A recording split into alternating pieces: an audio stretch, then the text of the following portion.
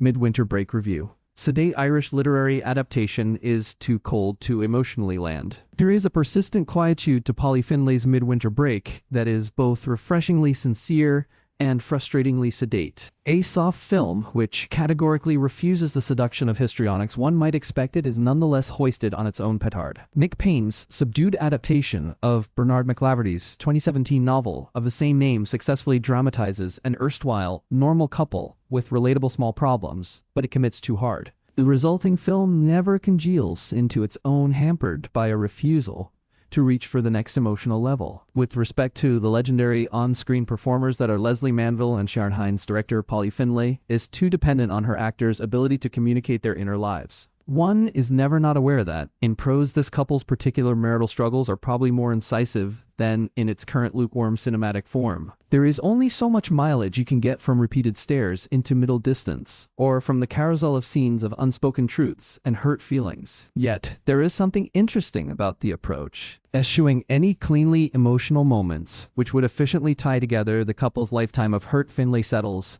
on a portrait of an everyman couple that has so perfected the art of repression it has become as routine as brushing teeth before going to bed. The problem is that truthfulness rarely translates into captivating filmmaking. Admirable though its patience for tension is, Midwinter Break's mission never quite succeeds its target, too emotionally diffuse, in a way that temperament works as a mirror to a couple that has spent a majority of its life together, hiding under the bed from anything resembling confrontation. The little we know about Stella and Jareth's early union, Manville and Hines respectively, is that they were involved in some kind of violent scuffle in Belfast, Ireland before moving to Glasgow, Scotland shortly after the birth of their child. Through repeated impressionistic flashbacks, Finlay shows us mirror images of a traumatic event, children playing a woman in a sunflower yellow dress and charred blood mixing with white as snow milk. For Stella, it seems that crying over spilled milk may actually be justified. Finlay keeps the full picture of that day at bay for far too long,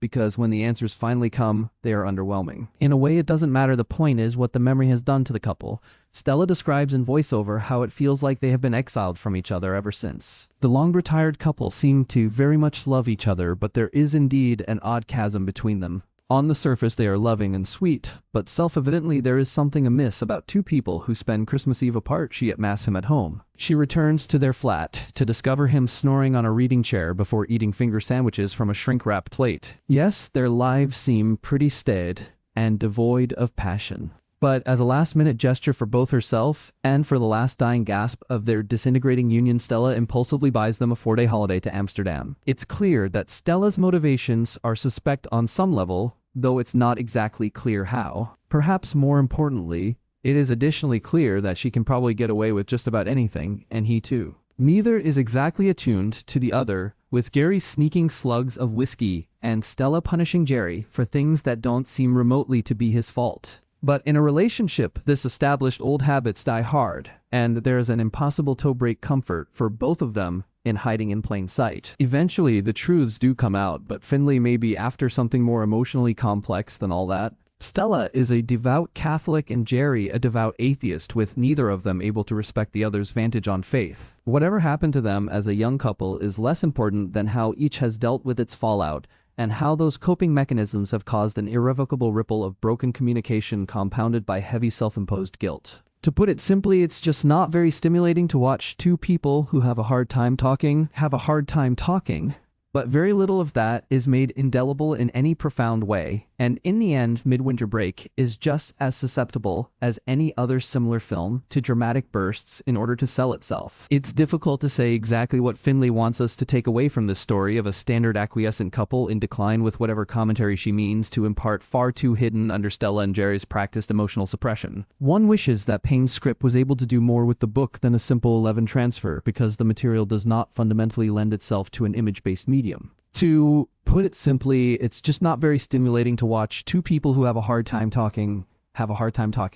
Stella and Jerry's love may be stuck in the wintry cold, but so is the film utterly unable to be thawed. Midwinter Break follows longtime retired couple Stella and Jerry as they confront the future of their relationship during a holiday in Amsterdam. As they navigate years of memories, long-held promises, and concealed wounds, they must face the crossroads they have reached in their shared life.